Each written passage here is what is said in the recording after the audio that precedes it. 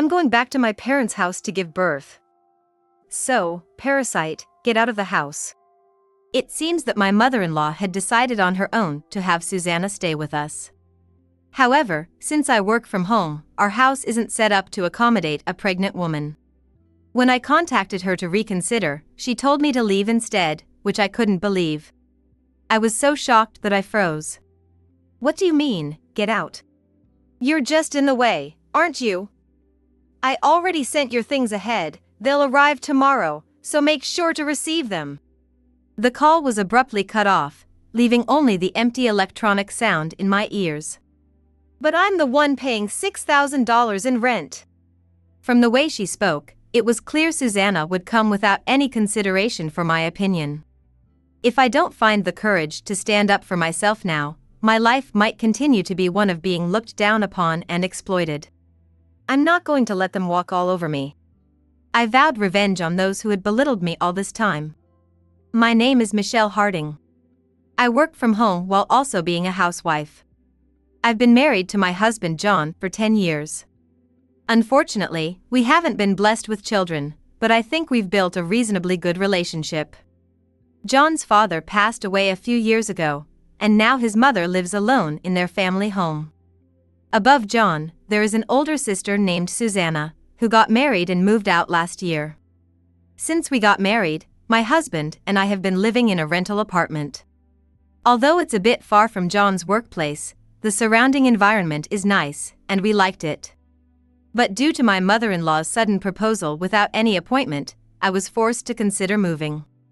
Our house is quite old, you know? It's falling apart. The city official said it might collapse if an earthquake hits. My mother-in-law said this as she sipped the tea I served her after her unexpected visit.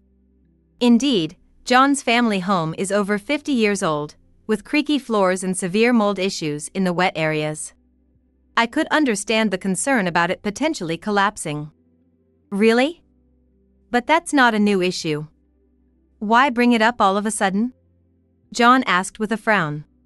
He hates trouble more than anything, so he was wary of what his mother might say next. Well, since your father passed away, I've been lonely. I was thinking of giving up the house and living with you, John. Please? My mother-in-law was proposing to live with us, citing the house's deterioration and her loneliness as reasons. It's hard to deal with such a sudden request. We can't just move right away. Besides, there's no room in this house for you, Mom. That's why I want you two to leave here and move to a house where we can live together. That's easy to say, but moving takes a lot of effort and money. Both John and I were bewildered by her urgency. Oh, I'm not saying you have to do it right away. My mother-in-law spoke as if she had the final say in the matter. She placed her teacup on the table and smiled brightly. In about 6 months, your lease here will be up for renewal, right? This place is nice, but it's a bit far from John's workplace. Let's use this opportunity to find a more convenient place. Well, that's true. It's not a bad idea for you two either, right? I'm looking forward to a positive response. See you. She said only what she wanted to say and left in high spirits. I'm sorry about my mom suddenly dropping this on us, Michelle. It must have been a shock. After she left, John apologized to me, looking embarrassed. Yeah, but I understand that she's feeling anxious about living alone. Maybe we should consider her proposal seriously. You don't want to live with your mother-in-law, do you? You don't have to force yourself. Oh, she's your mother, after all. I was prepared for this if it ever came to it. I did have some concerns about living with my mother-in-law, but I had always thought that, sooner or later, we would have to take care of her, given that we don't have children. Besides, John's commute would be easier. Thank you, Michelle. But let's think this through carefully since it's important. My mother-in-law continued to visit us several times, eagerly suggesting living together. Eventually, we agreed to the arrangement. When we consulted a real estate agent about finding a new place, we quickly found a property with excellent conditions, and everything moved along smoothly. My mother-in-law said she could only cover the demolition costs of her old house, so we had to pay for the moving expenses to the new place. The new house was convenient for commuting and perfect as a living environment. Although the monthly rent was quite high, it was newly built and clean, so we were satisfied. More importantly, since the new house had more rooms than our previous apartment, I was finally able to create a much-desired private study. Lately, I've been fortunate to receive more work requests, and it's becoming busier, so I'm happy to have an environment where I can focus on my work. Although I have some concerns about living with my mother-in-law, I'm prepared to endure some difficulties for John's mother. But my mother-in-law turned out to be more troublesome than I thought. Her bad sides, which I didn't notice when we lived apart, quickly became apparent once we started living together. During our discussions about living together, we agreed that John and I would cover the rent, and in return, my mother-in-law would handle the household chores.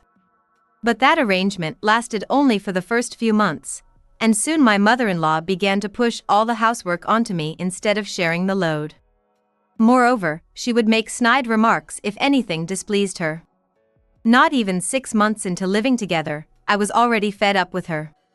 "Stop relying on me and do it properly. You're so sloppy. I'm busy with work and could use your help, Mom. Your work isn't that important, is it? Why should I do housework when you're here?" Gently suggesting a division of chores was outright rejected. "Stop working so much and focus more on being a good daughter-in-law. You're so insolent. Why did John even marry you?" With that, my mother-in-law sighed loudly. She looked down on my work, thinking it wasn't significant. In her outdated perspective, me working alone at my computer in my home office didn't seem like real work. However, I was committed to my job and did my best. I had explained my work to her before, but she couldn't understand it. Her comments were still harsh. While she acted normal in front of John, she was harsh towards me when we were alone. John came home later than I did, so he didn't know she was pushing all the housework onto me. Of course, I could have talked to him, but I didn't want to make him feel bad by complaining about his mother. Reflecting on it, my mother-in-law never really liked me, even from the start of our marriage. I'm 2 years older than John, and I once overheard her complaining that he should have married a younger woman. Being older sounds nice, but she's just old. That's why they can't have kids. It's terrifying to think they might never have any. She was talking to John's sister, Susanna.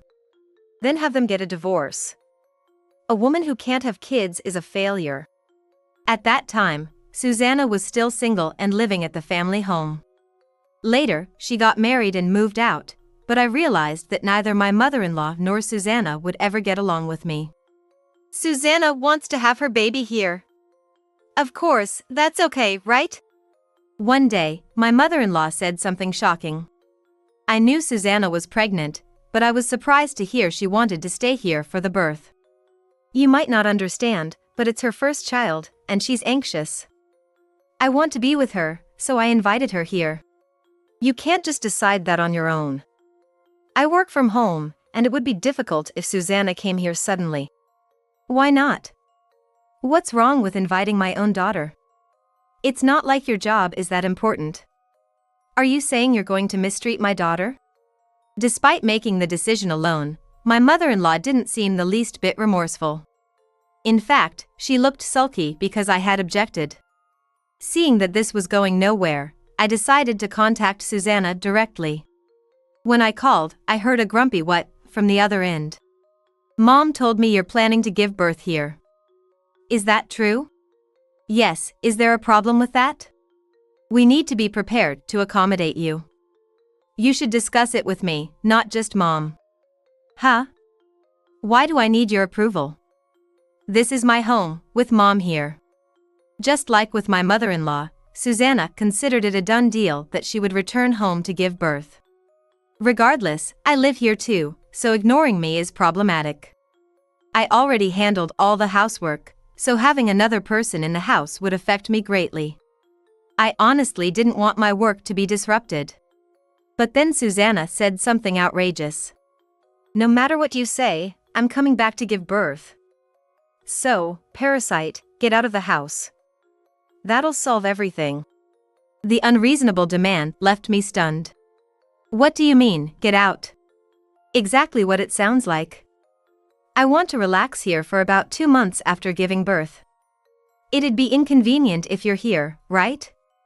I won't be able to rest. Inconvenient?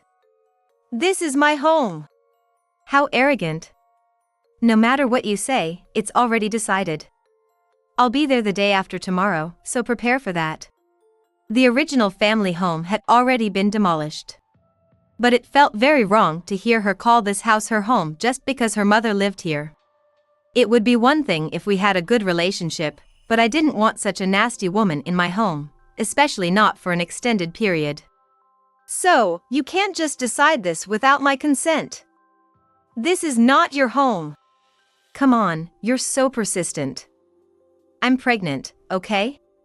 What if your refusal causes stress and harms the baby? Oh, but you wouldn't understand, would you? You're a defective woman who can't have children. Her mocking tone finally made me angry.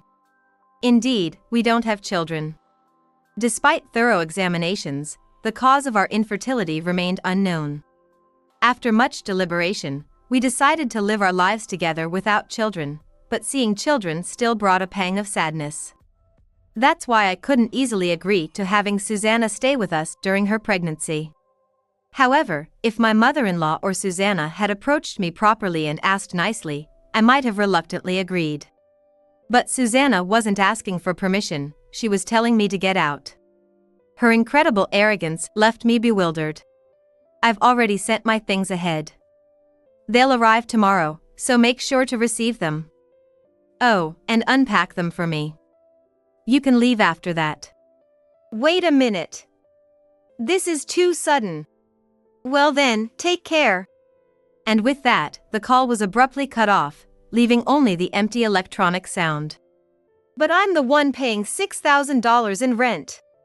From the way she spoke, it was clear Susanna planned to come without any consideration for my opinion.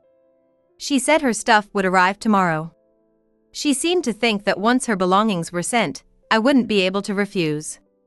I had endured a lot up until now out of respect for John's family. But if I didn't stand up for myself here, I feared my life would continue to be one of being looked down upon and exploited. I couldn't bear the thought of letting my mother-in-law and Susanna have their way any longer. I'm not going to let them walk all over me. I vowed revenge against those who had belittled me all this time. The next day, in the early afternoon, a large number of items were sent from Susanna's house. With this amount, even if I gave up my room, the place would be overflowing with her belongings. As expected, she had no intention of being considerate and planned to stay purely for her own convenience. No matter what Susanna and my mother-in-law said, this was my house. I couldn't allow such tyrannical behavior, like an act of invasion. They want me to leave? No way. I'll make them regret it. I took out my phone and made a call. Yes, please take everything. Right away, please. The conversation went smoothly, and they said they would come to my place the next day. I can't wait to see the looks on their faces. I smirked at the pile of Susanna's belongings. Then, around noon the next day, Susanna barged into my house without even ringing the doorbell. Oh. You're still here? I told you to get out. You're really slow, aren't you? Hurry up and pack your things. As soon as they saw me, they started shouting. But ignoring their glares, I calmly sipped my tea. Seeing this, both my mother-in-law and Susanna grew irritated and screamed hysterically, their eyes narrow with anger. Hey! Are you listening? Why are you calmly drinking tea? Answer me. What are you doing here? This is my house, you know? I calmly retorted. Yes, this was undeniably my house. Even though they were in-laws, I didn't deserve to be treated so rudely. Are you still saying that? You're just a parasite. I told you to get out. Susanna screamed, while my mother-in-law smirked behind her. She seemed to be enjoying the situation. That's right, get out. This is the house my son rented for me. You're just the wife, so be obedient. We've let you stay here out of pity. Don't you understand your position? What position? Speak clearly.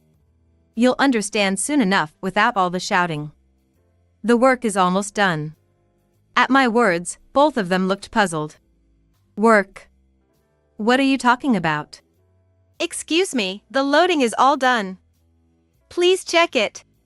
Suddenly, the front door opened, and a young man appeared. My mother-in-law and Susanna tilted their heads at the sight of an unfamiliar man in work clothes. Who is this?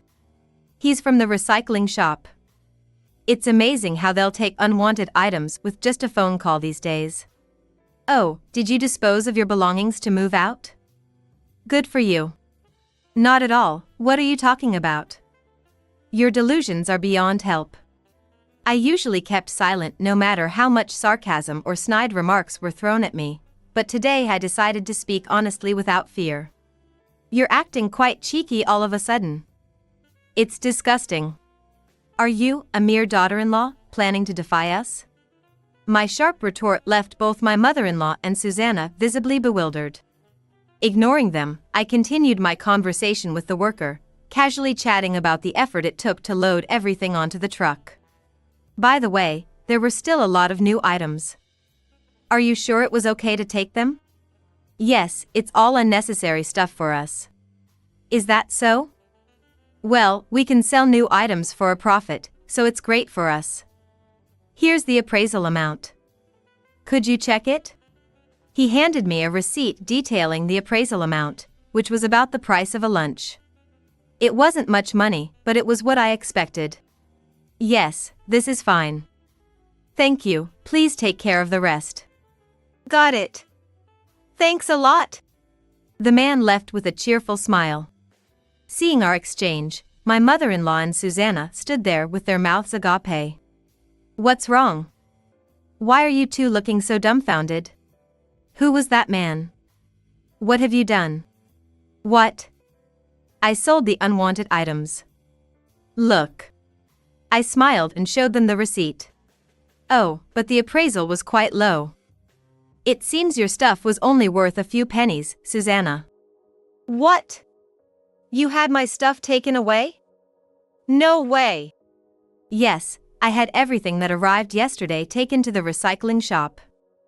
We don't have space for all that stuff here. The person I called yesterday was the local recycling shop. They offered a home pickup service, and the next day, they came to our house and took away all the piled-up items that Susanna had sent. I considered throwing everything away as trash, but it was a jumbled mess, and sorting it out would have been a hassle. The recycling shop, however, was willing to take the boxes as they were and appraise them, so I asked them to handle it. I just wanted to quickly get rid of the bothersome stuff. Thanks to that, our entrance was clear, and I felt relieved. In contrast, my mother-in-law and Susanna were furious, their faces red with anger. How could you do something so outrageous? Oh, didn't you tell me to unpack everything? Since it was all junk, I got rid of it for you. Susanna trembled with rage at my words. Are you out of your mind? I think it's much crazier to try to impose yourself into someone else's home uninvited, Susanna. This is my home. What's wrong with coming back to my parents' house? Susanna stomped her foot like a child, clearly upset that the usually docile daughter-in-law was now talking back. You keep saying this is your home, but this is actually my house. Huh? My house? Isn't John the one paying the rent? At my words, my mother-in-law jumped into the conversation. It seemed both of them were under the mistaken impression that John was paying the rent. As I've said many times, this is my house. The lease is in my name. What? My mother-in-law looked completely shocked, like a pigeon that had been hit by a pea shooter. I haven't mentioned it before, but I'm the one paying the monthly rent. When I revealed this fact, they both burst into laughter. Don't lie to get out of this. You're paying the rent here? That's impossible. And saying it's in your name? You liar. Why don't you ask John? He can explain it to you. At my words, John emerged slowly from the next room. He looked pale and walked with a heavy step. Before the two of them had arrived, I had a conversation with John. I told him Susanna was coming and asked him to stay for an explanation. It's true. This apartment is in Michelle's name. You're lying too. It's not a lie. There's no way I could keep paying the rent for this place on my salary. This apartment is in a prime location, which means the rent is high. What my mother-in-law didn't know was that I had substantial savings. Before we got married, I worked as a company employee and started investing using my retirement money. At first, it didn't go well, but as I gained experience, I started making significant profits. Using that experience, I shared my investment knowledge on a blog. Since I was just a housewife who started investing and succeeded, my blog became popular among other housewives interested in investing. Eventually, my blog caught the eye of a major publisher, and they offered to turn it into a book. The book became a bestseller in the business book category. Although I could live comfortably just from my investments, the book sales added to my almost passive income. That's why I covered all living expenses and rent. Why did you keep such an important thing a secret? Because of your attitude. How could I trust someone who belittles me every day? That's unfair. I would have treated you differently if I had known. Oh, so your behavior depends on whether someone has money or not. What does that say about you as a person? My mother-in-law was left speechless by my retort. Without my financial strength you've mocked, we wouldn't be able to rent this prime apartment. The rent here is $6,000 a month, which is quite extravagant for an average salaryman. Even if this really is your house, with Mom here, it's practically my home too. Don't worry, Mom will be leaving here. According to your logic, it won't be your home anymore. You heartless woman! You're throwing family out? Unbelievable! You were the one who tried to throw me out first. How can you say such things? It was my hard work that allowed us to rent this house. Even if they didn't know, there was no need to be kind to people who couldn't show respect, even to family by marriage. And John, you should leave too. Since I'm not important to you, you can live happily with your mother somewhere else. Hearing this, John panicked. Wait! I'll change! Please forgive me! If I left him, he would lose his home and job. Realizing this, John desperately bowed his head to me, pleading tearfully for forgiveness. But I felt nothing but disdain. There's no way I'll forgive you. I don't need a husband who pretended to work late while having an affair with a younger woman. Go live wherever you want with your beloved mother. Recently, John had been staying out late for overtime and business trips, making me suspicious. I hired a private investigator, and my suspicions were confirmed beyond doubt. I never wanted to live with my mother-in-law. I tolerated her sarcasm and this move only for John's sake.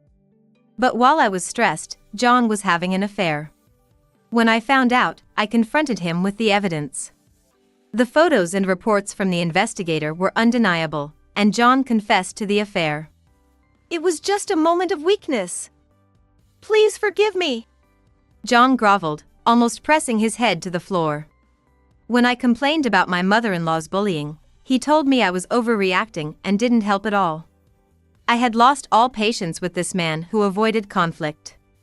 I even considered kicking him out with his mother. Then Susanna's plan to return home came up. I was planning to divorce anyway, so I decided to strike back one last time. That's why I disposed of all Susanna's belongings, successfully giving both her and my mother-in-law a shock. Mom, Susanna, apologize to Michelle right now. No way. Why should I apologize to this wicked woman? Exactly. Acting high and mighty just because you have money. Neither my mother-in-law nor Susanna had any intention of apologizing, their pride too high. That was fine by me. I had no intention of forgiving them anyway. You don't need to apologize. Just leave. Otherwise, I'll have your belongings sent to the recycling shop too. At my words, their jaws dropped in shock. My mother-in-law and John had no choice but to accept my demand, fearing their possessions would be taken away. Their faces turned pale. When I threatened to call the police for trespassing, they finally gave in and slumped their shoulders in defeat. "Wait a moment, John." As they were about to leave, I stopped John. He turned around with a hopeful expression, thinking I might forgive him. I handed him a piece of paper. "Take this too. I've already signed it." It was the divorce papers, and John looked like he was about to cry. Finally, the house was quiet. The overbearing Susanna, the condescending mother-in-law, and the unfaithful husband were all gone. I decided that from now on, I would live as I pleased, without enduring unnecessary hardships. After that, my divorce from John was finalized without any issues, and I completely cut ties with his toxic family. Of course, I demanded alimony from both John and his mistress and made sure they agreed to pay. Even though John's affair was just a fling, since the mistress knew he was married, she deserved the punishment I enforced. I set the amount John had to pay higher than usual to make him reflect on his actions. As a result, John lost most of his savings. Susanna had planned to stay with us for a while after giving birth, but since I kicked her out, she had no choice but to return to her own home. She had planned to give birth at a luxury hospital with a spa near our home, but she was forced to change hospitals. When Susanna returned home, she found her husband with another woman. Furious, she immediately filed for divorce and tried to claim alimony from both her husband and his mistress, but they disappeared quickly.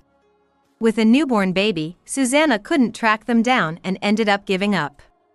After that, my mother-in-law and Susanna lived in a cramped city apartment. Susanna worked night shifts, leaving her child with my mother-in-law, but her child was very fussy and difficult to raise, with severe night crying. As a result, my mother-in-law couldn't get enough sleep and developed a nervous breakdown. I once saw them from a distance in town. My mother-in-law's hair had turned white from stress, and Susanna looked hollow and exhausted. They looked far from happy, and I quietly walked away. John, who avoided conflict and disliked trouble, didn't help them and moved to a new place without telling anyone his address. After our divorce, with no money, John stopped his womanizing for a while but couldn't change his ways. He eventually targeted a young female colleague, but she turned out to be the soon-to-be-married daughter of an executive, and John was promptly fired. Suddenly jobless and with his savings depleted, John couldn't pay the rent for his new place. Desperate, he tried to move back in with his mother and Susanna, but they, holding a grudge for being abandoned, refused to take him in. Rejected by his family and with nowhere to go, John ended up living a homeless-like existence. It was a fitting end for such a heartless man. As for me, I left the apartment and bought a new home. The new place was spacious enough for one person, and I furnished it to my liking, creating a space I loved. Of course, I made a workroom for myself again, this time in a larger room that I really liked. Living with my mother-in-law had been suffocating, but now that it was all over, I was enjoying my comfortable life alone. Without financial worries, living alone wasn't bad at all. Before, I couldn't leave the house much, knowing my mother-in-law would complain, but now I could enjoy my hobbies and travel without any reservations. The days of being mistreated by my in-laws and betrayed by my husband were tough, but because I stood up and fought, I now have a happy and peaceful life.